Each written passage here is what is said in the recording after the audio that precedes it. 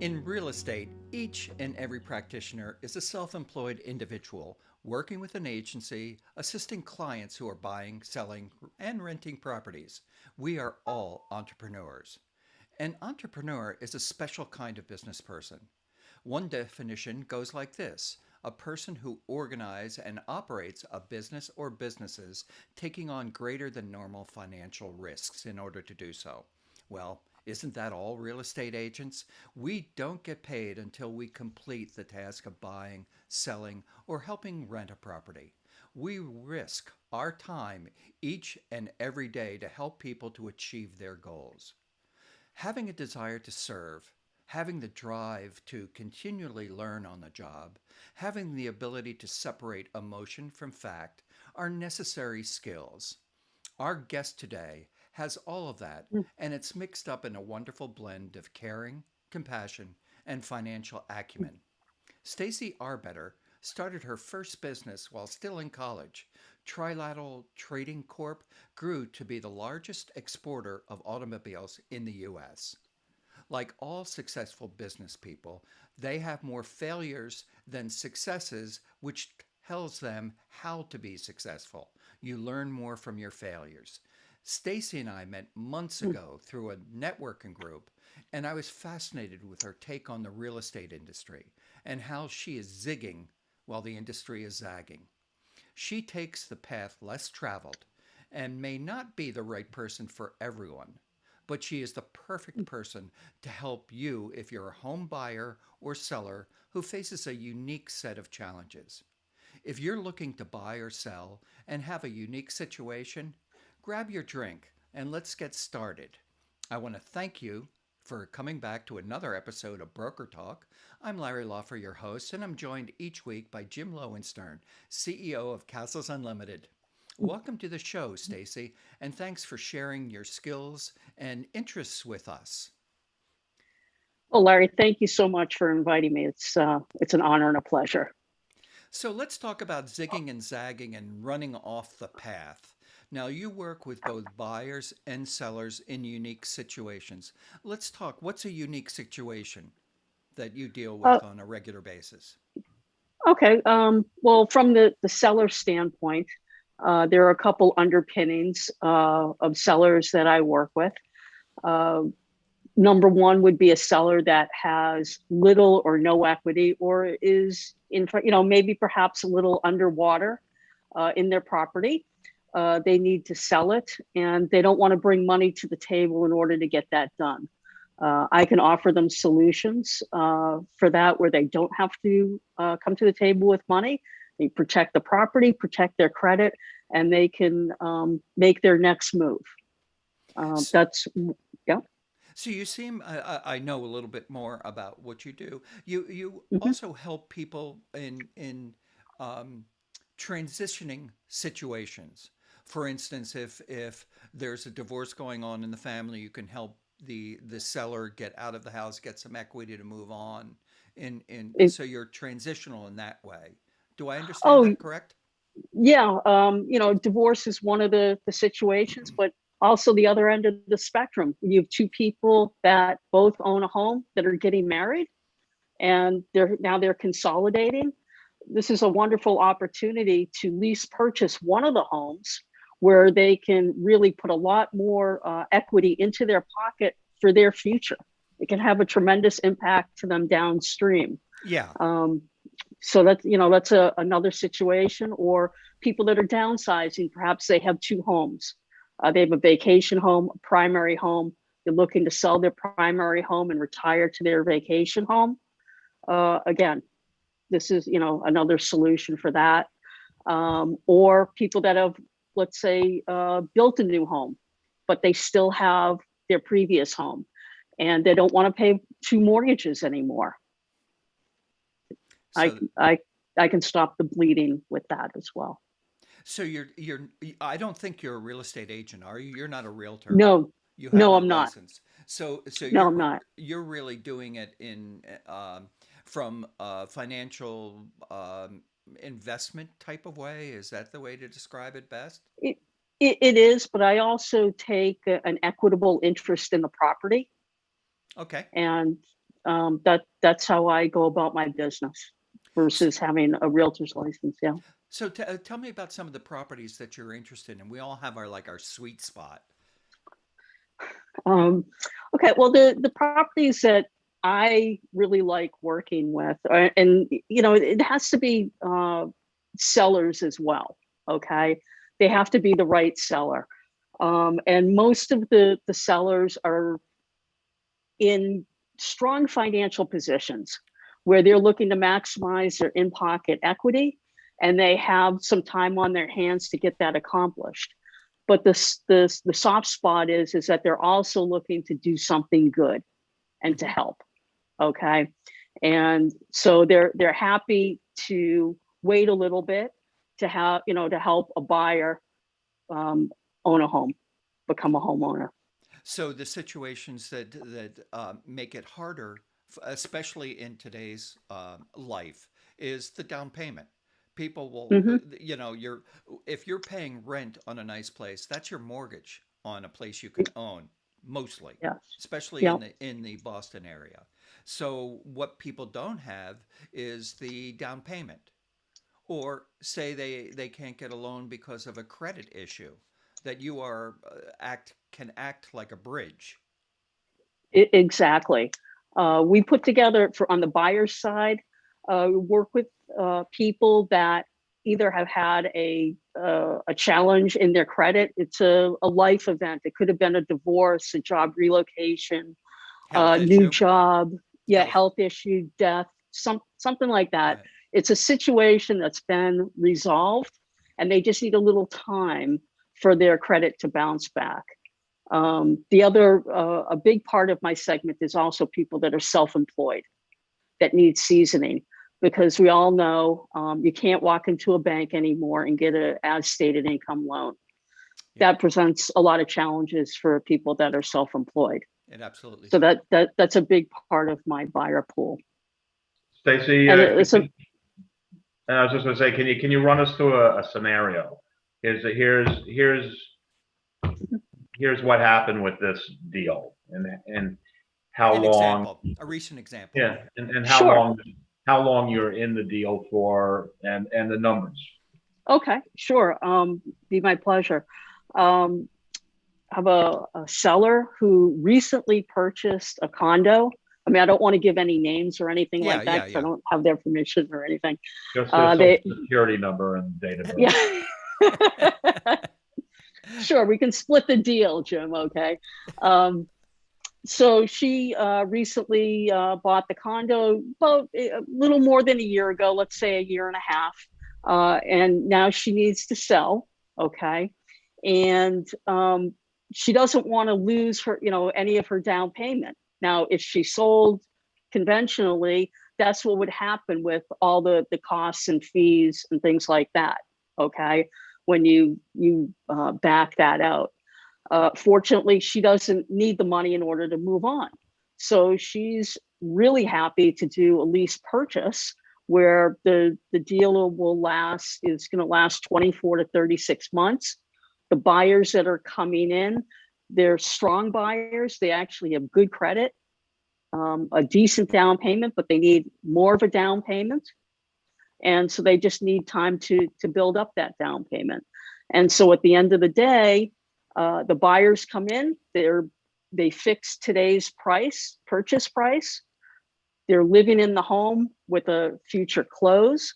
And the seller, instead of losing some of their down payment that they put down on the house, they'll be coming out with at least 2x what they put down in their property, plus still having the benefits of home ownership with interest deductions and things like that That's during the course of the lease purchase. that certainly sounds like a win-win-win as you describe it in your LinkedIn page. Hey, let's pay Yep. some bills and we'll be right back. When you are searching for a new home, you want to be working with a realtor with years of experience, a professional with intimate knowledge of the communities that you are considering moving to, and someone who really wants to represent you as a buyer in what is probably the largest investment you will ever make in your lifetime. The realtors at Castles Unlimited want to be your choice when you are ready to make your next move. Please visit us at castlesunlimited.com or call us anytime at 800-967-3561. The realtors at Castles Unlimited are here to help your next purchase, lease, or sale of any real estate the easiest decision you've ever made. Start your search anytime, 24/7 at castlesunlimited.com. Hey, we're back with Stacey Arbetter, who's going to help better understand the types of people by giving us real numbers, um, and how long you're in these deals and things like that. Was that the question, Jim? Yes. Yeah. The minimum time frame for a deal is 24 months. Some of them go out quite a way. For if I'm getting involved in a deal that let's say has little to no equity or is even underwater, and I buy the property subject to that transaction could go out 10 or 15 years. But on average, typically a transaction runs between 36 and 60 months. Well, one of the things that as I listen to you, Stacey, I'm thinking is you're an investor, but you're an investor with a heart. You're really looking not just for the property and the deal, but you're also looking to help people along the way. What made you so warped? So warped, yeah, definitely. I've always been, throughout the businesses where I've crossed various industries. I've always gravitated towards the David and Goliath scenario. I'm a great David, and I love fighting for Davids, and I want to serve the Davids in the real estate world. So how do you find your Davids? Well, some of them come to me. I do a little, there's a little bit of the inbound marketing, of course, but a lot of it's the old-fashioned way. I call for sale by owners, for rent by owners. There's the grunt work involved in it. Craigslist? You call people through Craigslist? That's such a cesspool. Yeah, no, used to. I'm done with that. There's just too much weird things going on there that I don't get involved with that. But a lot of times, for properties to come my way, they have to go through the cycle. A lot of times, sometimes the realtor will have it, the listing expires, they'll get another realtor, the listing will expire, then they try to sell it themselves and they can't. Sometimes they just exhaust their possibilities. And then I get the property because I have a bigger buyer pool than the traditional market has. Because if the realtors can't sell it, just means it's overpriced. So you're buying overpriced properties to hopefully find a buyer for them after you paid too much? Well, no, I mean, sometimes properties aren't overpriced.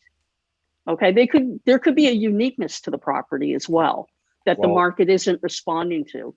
It could be a Title V issue, okay, where they can't find an actual cash buyer because let's say a bank won't loan on that. Right.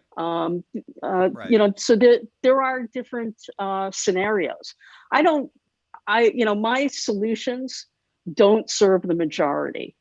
Okay, they serve a slice of the market. I work with the niche. What's your average return on investment then? Well, I don't usually put money into into properties. I buy them with like little or no money down, actually. Okay, so there you are making some spread on the money in some way. I'm sure that's what that's what business is. Yeah. Hey, I had a scenario that I'd like to run by you. I have an owner I worked with for 9 years. I've put 6 tenants in there. They've all been great. My current tenant during the pandemic ran into some difficulties and wasn't able. But this tenant loves the property just like everybody who was in it before, and he would like to buy it. But his credit went down, during the pandemic when he wasn't able to pay. Is that someone that you have the ability to help? bridge the gap and still get this property sold? I know the seller wants the property sold this year. Hmm. Well, if the seller wants the property sold and their equity out within 12 months, they're not a good candidate for this, because Okay. it takes more time to get things done. Okay. From the buyer side, what I have a third party company that does a complete financial and background on all the buyers. They ascertain exactly, what's wrong, why they can't qualify for a mortgage, what it's going to take them to qualify, and the timeline involved. And that way, we know going in up front what the situation is and what the timeline is, so that we set the buyer up for success and the seller up for success. We want the transactions to go from cradle to grave and finish. These transactions are really, they're delayed cash sales is how they operate. Yeah. Yeah. It's just it's a fascinating niche, and I'm sure that It is. there are people in our audience who will be calling you. Or how do people get in touch with you, Stacey? Give me a call. 617-933-8999. Love to speak to anybody looking to sell, or someone looking to get into a property. Our properties, they go pretty fast. Okay, they're changing monthly, of course, just like, it's a strong market right now. But they can also come to my website and learn a little bit more about me and what I do. And that would be www.thewinwinsolution.com. Winwinsolution.com. Yep. There you go. Everybody has to win for these transactions to work. We have to all be in the same boat, rowing in the same direction. Yeah, I love that phrase win-win, because the reality is, Stacey, everybody has to give up a little bit for everybody to win-win. It's a joint Yeah, venture. It always it is. is. And Yep. so everybody has to agree that we'll do this. People's definition of win is often, you know, Why, Yeah. why does it take more than a year to put these deals together? Because usually it takes more than a year for the buyer to be mortgage ready. Even in a situation where you have someone who's self-employed that has really good credit, there's the banks typically look for 18 to 24 months for seasoning at a minimum. wow, So, yeah. yeah. Well, speaking of that, let's Yeah. run our second ad. We'll be right back. Do we say hi? We're already started. Do we introduce ourselves? Yeah. Okay, what's going Hi, I'm on here? Brian. Hello, I'm Kaylee. Can you hear that? Yes. I can hear that a little bit in the background. Yeah, that's I'm not Kaylee. right. When we first met Larry, we were trying to move out of an apartment complex. Oh, look at because we that, wanted and more it's not space showing in the a video. single-family I'm home, going to but bail Larry out of helped us this. get that.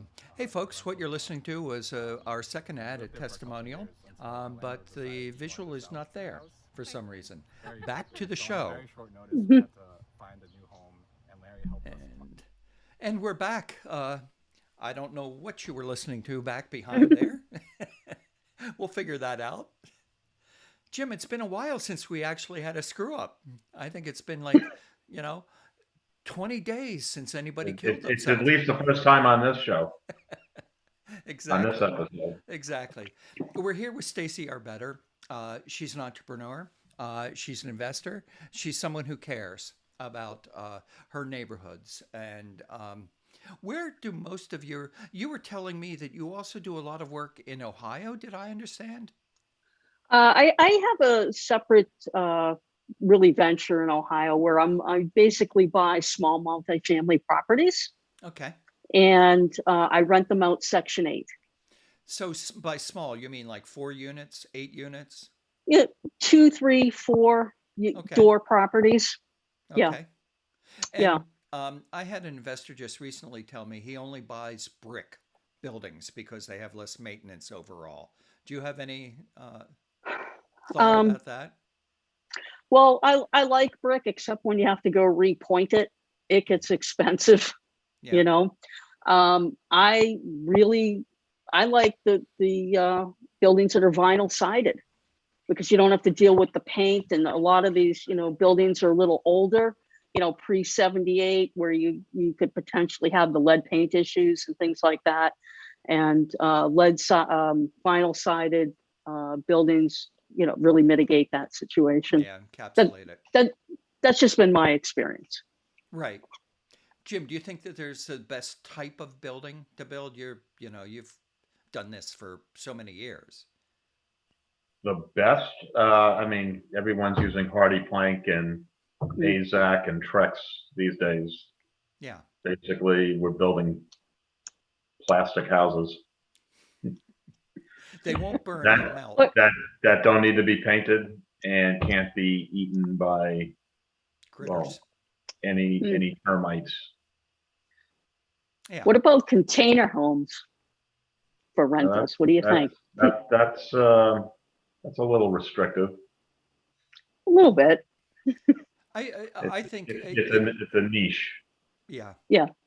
Well, the zoning laws, because of COVID, zoning is going to be looked at across the country. And zoning, as we know, is town by town, county by county, determines what the zoning codes are. But we need more affordable housing. One of the things that I'm sorry doesn't exist in many of the towns around here is people who have large homes and their parents or parent, they want to build a small property because they want to stay contained in their own, but they want to be nearby because you need to help the older parent.